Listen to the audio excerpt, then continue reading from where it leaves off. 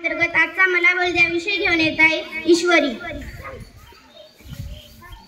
नमस्कार, माझे नाव ईश्वरी। मी आता सांगू शकते आजच्या मला बोलू द्या अंतर्गत मी विषय घेतला आहे ज्ञानेंद्रिय। ज्ञानेंद्रिय म्हणजे आपले 5 मुख्य अवयव। पहिलं म्हणजे नाक। नाकाने आपण श्वास घेतो व नाकाने वेगवेगळी सुगंधही ओळखतो।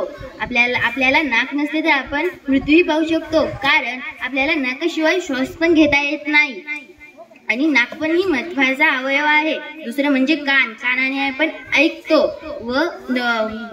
व दुसरे जे बोलतात त्यांच्या बोलण्यावरून आपण त्यांचे हावभाव ओळखतो।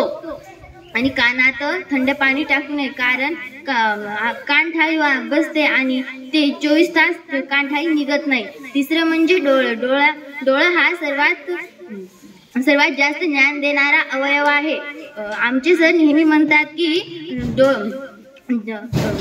ज्ञानाचा तिसरा डोळा उघडा, पुस्तक वाचा व पुस्तकातून जग बघा।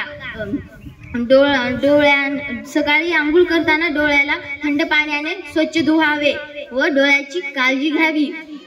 आणि चौथं म्हणजे जीभ।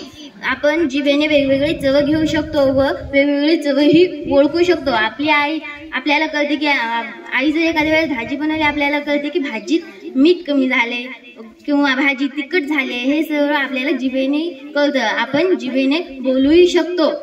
आणि आपलं 5वं अवयव म्हणजे त्वचा।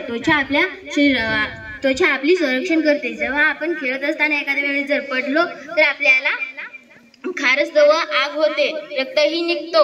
आणि आपल्या सर्व अवयवाकडे आपली त्वचा पसरली आहे। आपण आपले हे 5 अवयव मुख्य नाही तर सर्व अवयव आहे, पण हे 5 सर्वात मुख्य अवयव आहे। आपण सर्व त्वचेला साबण लावून आंघोळ करावी व सर्व त्वचा स्वच्छ धुवावी।